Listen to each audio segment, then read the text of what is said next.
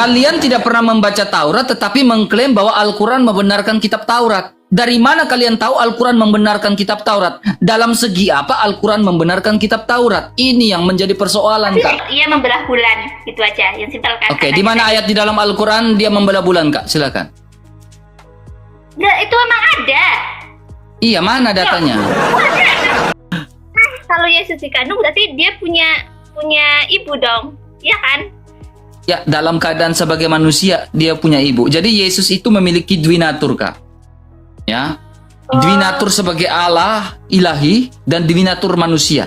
Dia sungguh-sungguh Allah dan dia sungguh-sungguh manusia. Sungguh-sungguh Allah karena dia adalah firman miliknya Allah. Dan firman itu inkarnasi menambahkan rupa manusia dan kita percaya dia itu sungguh-sungguh manusia juga. Firman itu masuk ke dalam dunia ini, Kak. Firman itu kan perkataan ya. Kalau di Islam tuh perkataan firman itu, Kak. Nah, ini yang kakak pernah kuliah? Belum kuliah, belum. Bentar lagi kuliah. Oke, saya harap kakak bisa mengerti apa yang saya sampaikan. Di dalam Alkitab itu, kakak, ada tiga hal, Kak. Ya. Iya. Namanya logos.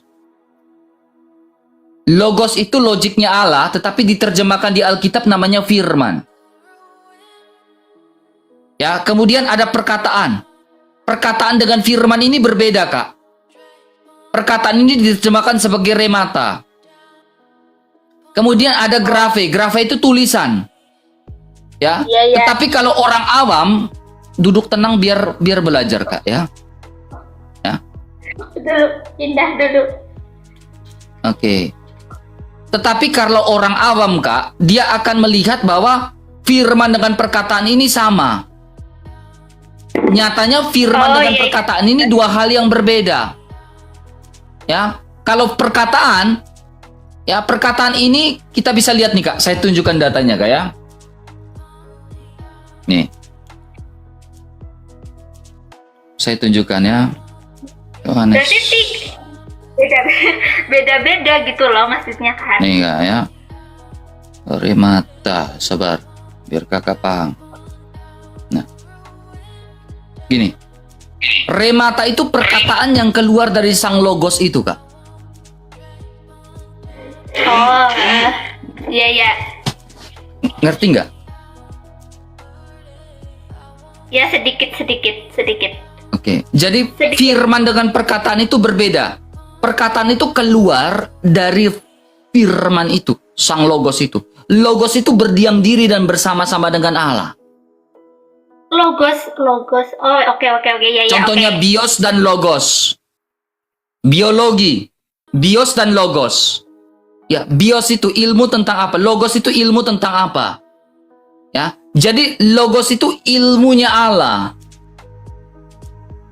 Yang berdiam bersama-sama dengan Allah. Yesus itu logosnya Allah. Allah itu berarti sang sumber gitu. Bapa, iya, kan? Allah itu dalam bahasa dalam tradisi Yahudi, Allah itu dipanggil dengan sebutan Bapa dan Bapa itu adalah sang sumber. Cahaya di mana manusia tidak bisa menggapai itu. Manusia tidak bisa mencari Allah, tetapi Allah bisa mencari manusia lewat firman-Nya. Saya ulangi lagi, Kak. Coba kakak dengar baik-baik. Berarti Yesus bukan sang sumber dong. Yesus bukan Bapa. Ya, berarti tetapi Yesus adalah Allah. Ya? Tuhan Yesus adalah firman-Nya Allah. Yesus bukan Bapa. Nah, berarti yang Tuhan. Contohnya gini, Kak. Contohnya gini. Saya kasih sebuah ilustrasi kecil, Kak, ya. Di dalam diri manusia kita percaya adanya trikotomi, betul? Ya. Kakak punya tubuh. Jangan bandingkan sama manusia dong, kan Tuhan. Oh, jadi Tuhan tidak bisa dibandingkan dengan manusia. Saya bisa sabar ya, Kak, ya? Oke. Sabar, saya jelaskan dulu. Tubuh, jiwa, dan roh. Oke? Iya. Tubuh beda dengan jiwa. Jiwa beda dengan tubuh. Firman itu bukan roh. Ngerti sampai sini? Oh iya ya, paham paham. Oke oke. Oke, ya. Jadi Yesus bukan Bapa, tetapi Yesus adalah Allah itu sendiri yang bersama, karena dia adalah firman Allah yang bersama-sama dengan Allah. Sama-sama dengan Allah. Berarti pas Yesus jadi manusia, Roh Kudus sama Bapa jadi satu. Gitu. Sesuatu yang tidak bisa dipisahkan tetapi bisa dibedakan. Ya. Contohnya gimana Kak? Contohnya? Contohnya, maksudnya contoh dalam segi apa? Ya contoh yang sesuatu yang sama tapi tidak bisa dipisahkan gitu. Contohnya gimana? Oke, contohnya apa? Kakak lihat handphone kakak di depan kakak ini. Iya ya, lihat. Ada berapa handphone itu kak? Satu. Ya, satu, tetapi di dalam handphone itu ada apa? Ada LCD atau tidak? Ada alat-alat lain nggak? Nah, Ada. itu dikatakan unity kak. Itu dikatakan unity. Oh iya oke. Unity itu kesatuan. Kakak melihat itu satu. Ya. Nah, Allah pun unity. Kenapa kita mengatakan Tritunggal itu sangat logik dan itu unity? Kenapa? Karena di dalam diri Allah memiliki firman dan rohnya yang suci. Iya. Dan itu unity. Kakak melihat itu ada tiga. Nah, tiga di situ berbicara tentang hipostasis. Kakak mengerti hipostasis atau tidak? Tidak, jelasin aja. Hipostasis itu keadaan yang mendasar. Keadaan mendasar dalam Allah yang memiliki firman dan rohnya yang kudus. Oke. Oke? Sampai situ paham? Oke. Nah, ketika Yesus Kristus, kenapa Yesus harus menjadi manusia? Karena manusianya yang berdosa, bukan batunya yang berdosa. Yang berdosa adalah manusia. Karena yang berdosa adalah yang manusia, sehingga dia harus datang menjadi manusia. Bukan hewan yang berdosa, bukan batu yang berdosa, sehingga dia harus datang menjadi batu atau dia harus datang menjadi hewan. Hanya karena manusia yang berdosa, dia harus datang ke dunia untuk menjadi manusia, untuk menebus dosa gitu. Oke. Nah, Sekarang, logikanya oke, silakan. Gimana kak? Silakan bicara dulu. gitu loh. Dia kan Tuhan Maha Kuasa, Maha Besar gitu kan. Dia tidak mungkin, dia itu Sang Pencipta, dia tidak mungkin menyamakan dirinya dengan ciptaannya. Semisal aku memasak kayak tempe, aku nggak mungkin menyamakan dirinya dengan tempe, gitu kan? Oke. Saya akan tunjukkan datanya, Pak. Ya. Saya akan tunjukkan datanya. Ya. Nah, yakin Allah tidak serupa dengan makhluk, Kak? Ya, tentu saja pencipta nggak mungkin menyamakan dirinya dengan penciptanya, nggak mungkin, nggak masuk akal. Nggak masuk akal aja, Kak. Oke. Nggak masuk akal ya? Nggak, kalau di kakak ya mungkin masuk akal. Di aku nggak. Kan kita tuh harus beragama harus pakai logika, pakai akal gitu kan. Kalau enggak. Oke, Kak. Ini Bukhari ya, Sahih Bukhari ya, Sahih ya. Sahih ya. Kaki Ya. siapa yang ada di neraka ini, Kak? Oh, itu aku tahu. Itu adalah untuk menunjukkan kekuasaan Allah. Katanya Allah tidak serupa dengan makhluk. Kenapa ada bicara kaki? Ya, tapi emang punya, tapi nggak serupa dengan makhluknya, Kakak. Oke, jadi kakinya Allah itu seperti apa, Kak? Belum tahu. Nanti tahunya di akhirat nanti ketika nanti ya. Oke. Kalau memang itu tidak memahami, Kak, sekarang saya tanya lagi, Kakak. Allah tidak serupa dengan makhluk dalam konteks yang seperti apa, Kak? Ya, dalam konteks segalanya. Pokoknya dia tuh nggak sama dengan ciptaannya, itulah intinya. Oke, gitu. dalam segi coba jangan ada noise ya. Dalam segi sifat Allah serupa dengan makhluk atau tidak? Tidak beda dong. Kan beda. Jangan samakan dengan manusia. Jangan samakan. Iya, sama nggak dengan iblis? Manusia tuh punya rasa ngantuk, manusia tidur, manusia makan, nggak mungkin Tuhan seperti Iya, itu. saya tanya, maksud saya lagi bicara tentang sifat. Apakah Allah itu sifatnya sama dengan manusia? Tidak, Allah tuh Maha Pengampun, nggak beda. Jangan samakan manusia dong, beda. Oke. Coba Anda memberitahu saya hidayah apa yang didapat dari Allah, ya, yang bisa kita dapat dari Allah di dalam imannya Abang. Kakak, silakan. Hidayah itu milik Allah, Kak. Jadi aku nggak bisa. Hidayah itu milik Allah. Allah, aku nggak bisa itu. Oke. Maaf ya, Allahnya kakak ini eksis di abad keberapa, Kak? Yes, Allah itu awal dan akhir, dan dia udah aja nggak kayak seperti angka 1 aja, tidak dicipta, udah ada kayak angka 1 aja, tahu nggak sih? Allah itu hanya angka 1 saja. Seperti, maksudnya Kok ibarat kakak angka menyerupai Allah dengan angka 1? Katanya Allah tidak serupa dengan makhluk, tetapi kakak menyerupai Allah dengan angka 1. Gimana, Kak? Saya agak bingung nih, Kak, dari tadi nih. Coba. Kan Anda bertanya, Allah itu ada kapan kan? Tahu kan? Anda nanya gitu. Sejak zamannya Adam, Allah itu ada nggak?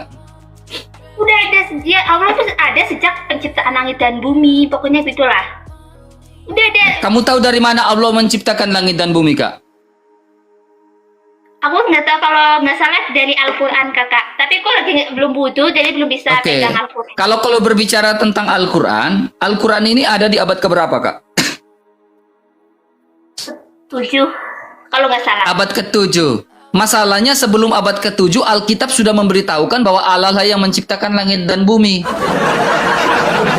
Kenapa harus ditulis ulang lagi di dalam Al-Quran bahwa Allah yang menciptakan langit dan bumi? Kak, kan Alkitab sudah menuliskan, Taurat sudah menuliskan bahwa Allah yang menciptakan langit dan bumi. Al-Quran baru ada di abad ke-7. Apakah Al-Quran menuliskan ulang apa yang sudah ditulis oleh Alkitab bahwa Allah yang menciptakan langit dan bumi? Al-Quran itu datang untuk membenarkan kitab sebelumnya yang sebelumnya dirubah oleh manusia. Gitu, Kakak. Gitu. Oke. Apa yang disempurnakan sama Al-Quran? Silakan, Kak. Apa yang disempurnakan sama Al-Quran? Membenarkan. Apa yang dibenarkan Al-Quran dari kitab-kitab sebelumnya? Contohnya di dalam Taurat yang dibenarkan Al-Quran itu apa, Kak? Banyak lah, nggak tahu, aku lupa. Satu aja yang dibenarkan Al-Quran dari kitab Taurat itu apa? Silakan. Taurat. Aku kalau Taurat belum pernah baca sih. Gimana kalian bisa mengklaim bahwa Al-Quran membenarkan kitab sebelumnya, khususnya Taurat, tetapi tidak pernah membaca Taurat, Kak? Ini yang menjadi persoalan.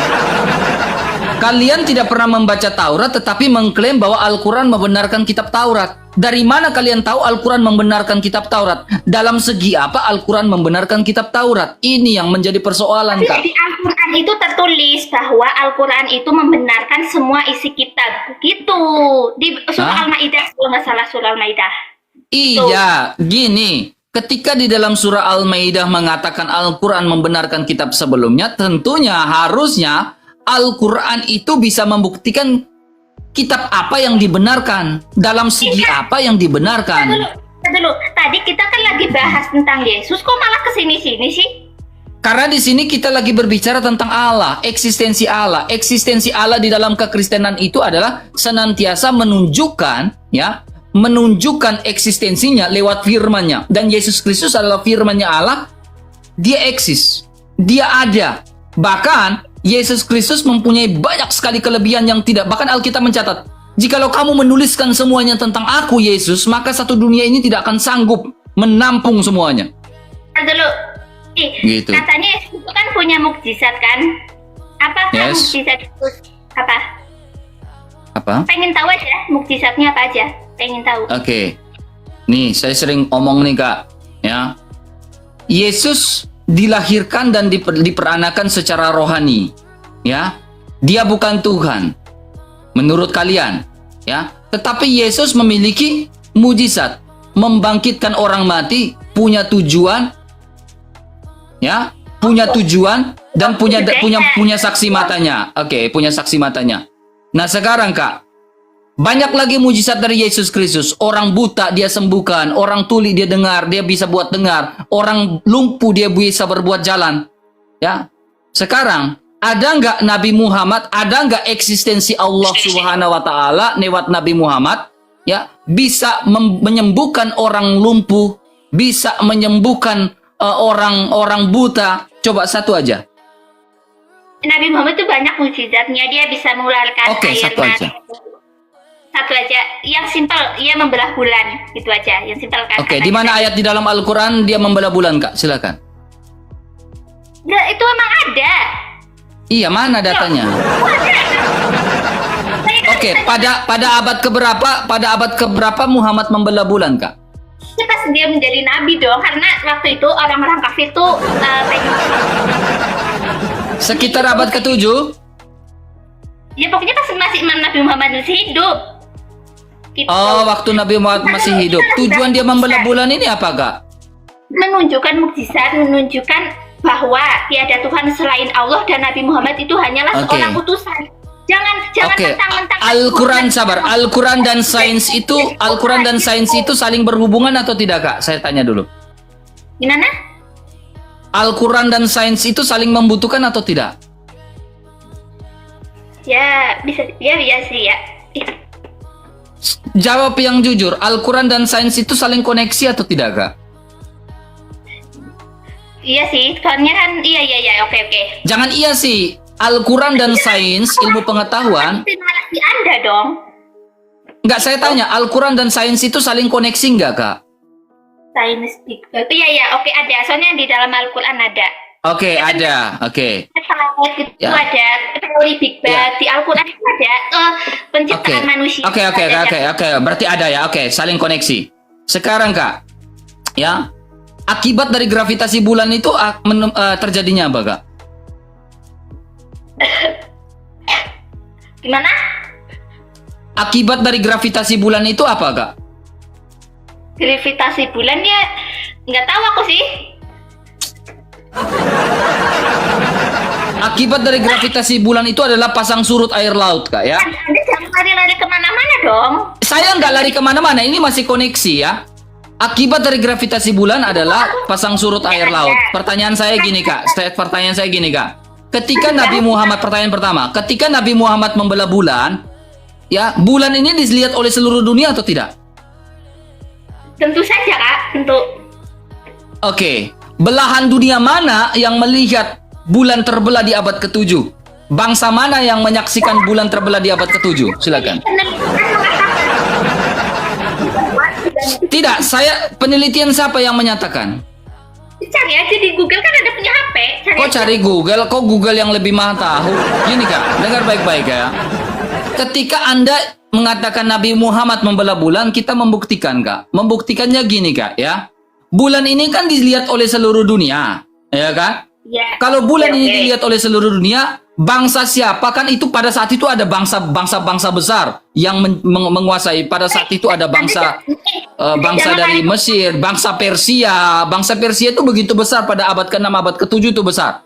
Nah, apakah bangsa-bangsa besar seperti itu melihat bahwa bulan terbelah di abad ke-7 atau tidak? Nah, bulan apa yang terbelah ini di abad ke-7 yang disaksikan oleh bangsa Persia? Saya tidak lari kemana-mana, Kak. Justru di sini saya ingin membuktikan, ya, Anda mengatakan Allah kamu ada dengan menyatakan Muhammad membelah bulan. Oke. Saat itu bangsa Persia itu bangsa yang besar, ya, bangsa Yunani bangsa yang besar. Ada nggak mereka menyaksikan bahwa bulan terbelah di abad ke-7, Kak? Enggak, Kak. Sekarang tadi lagi bahas mukjizat, kan? Oh, nggak ada, nggak bisa dibuktikan ya, Kak? Yesus, aku tadi nanya tentang Yesus, Iya, saya kan sudah sudah jawab tentang Yesus. Coba kamu jawab tentang Muhammad. Ada nggak bangsa siapa yang menyaksikan bulan terbelah di abad ke-7 itu siapa? Saya kan sudah jawab tentang Yesus. Ya, Anda kan tidak terima penjelasan saya. Makanya saya tanya kepada Anda, ya kan? Ya. Anda tidak terima dengan jawaban saya. Ya, makanya saya tanya. Saya minta bukti bahwa ada bangsa yang menyatakan, bangsa-bangsa lain yang menyatakan bahwa bulan pernah terbelah saat di abad ke-7. Mereka menyaksikan siapa? Musa membelah lautan. Musa membelah lautan, ada saksinya. Ya kan? Bangsa-bangsa melihat semuanya, dan bukti arkeologi sampai sekarang, kereta berkuda Firaun dan lain-lain itu bisa ditemukan di laut saat itu. Nah, sekarang Kita melihat bangsa siapa yang memverifikasi bahwa mereka melihat bulan terbelah pada abad ke-7 saat itu. Silakan. Tadi itu lagi bahas tentang Yesus, kenapa ujung-ujung kan saya Iya, tanyakan ini aja. kan Itu bicara maksudnya, eksistensi Allah. Eksistensi Allah kami itu ditunjukkan lewat kedatangan Yesus Kristus sebagai firman Allah yang menjadi manusia. Itu eksistensi. Bahkan dibuktikan Yesus bisa melakukan banyak mujizat yang begitu luar biasa. Nah, eksistensi dari Muhammad ketika Muhammad membelah bulan ini bisa nggak dibuktikan? Siapa saksinya? Contohnya bangsa-bangsa Persia pada saat itu, bangsa Yunani, bangsa yang besar. Ada nggak memverifikasi bahwa Muhammad membelah bulan atau melihat bulan terbelah pada saat? Karena bulan ini kan dilihat oleh seluruh dunia. Kak, tadi lagi bahas Yesus. Yesus dapat mujizat dari Oh, Sang nggak ada ya kak? Jujur aja bilang nggak ada gitu. Anda Bilang lari RK kemana-mana. saya nggak bisa buktikan kalau Muhammad membelah bulan, saya nggak bisa buktikan. Sudah selesai. Amanda bikin pusing. Ya memang kamu aja pusing ya. Anda lari kemana-mana pembahasannya, nggak fokus. Saya satu- tidak satu lari tema. kemana-mana. Saya tidak lari kemana-mana. Kok Allah eksisnya di abad ke-7? Ini yang saya bingung. Enggak, Allah. Saya bertanya, kenapa Allah tidak eksis ketika Adam dan Hawa jatuh ke dalam dosa? Kenapa Allah baru eksis di abad ke-7? Ini yang saya agak bingung sedikit. Debat sama yang ustadz, sama yang lebih pintar aja ya. Kakak tuh muter-muter doang. Masalahnya ustadznya nggak mau ke sini, Kak. Contohnya Ustadz Wafi. Ustadz Wafi nggak mau ke sini. Ya, saya udah ulang-ulang, Ustadz Wafi ayo diskusi, nggak mau sih Ustadz Wafi. Bahkan aku diblokir dari WA dari Ustadz Wafi. Akun aku diblokir sama Ustadz Wafi, ya. Lalu dia follow saya dengan akun kecilnya, nggak mau lah saya. Akun gedenya Ustadz Wafi memblokir akun saya. Saya tidak tahu alasannya apa. Ya, ini yang saya pertanyakan. Ustadz Wafi kok nggak mau? Kok di WA saya diblokir, ya kan? Di TikTok saya diblokir. Katanya jago-jago berdebat. Kenapa blokir saya semua? Maksudnya, ayo Pi, debat Pi. Diblokir aku dari WA loh. Ya, saya nggak tahu kenapa dia blokir saya dari WA si Bapak. Ya. Si Kores, ya. Habis berdebat dengan saya kemarin si Kores, dia blokir saya dari TikTok. Serius, si Kores, ya, habis berdebat dengan saya masalah kebangkitan Isa Al-Masih, bukti kebangkitan Isa Al-Masih menurut fakta sejarah dan fakta Bible dan Talmud Babilonia dan Talmud dan lain-lain. Habis dia diskusi dengan saya, blokir saya dia. Saya heran dengan mereka ini ya, kenapa sampai setakut itu jika berdebat dengan saya ya. Ya. Blokir saya teman, kayak Kores, Wapi itu kan akun gedenya kan blokir saya. Coba tanya si Wapi kenapa blokir RK pakai akun besar, akun besarnya. Lalu dia ingin berdebat dengan saya pakai akun kecil. Ya kagak mau lah saya.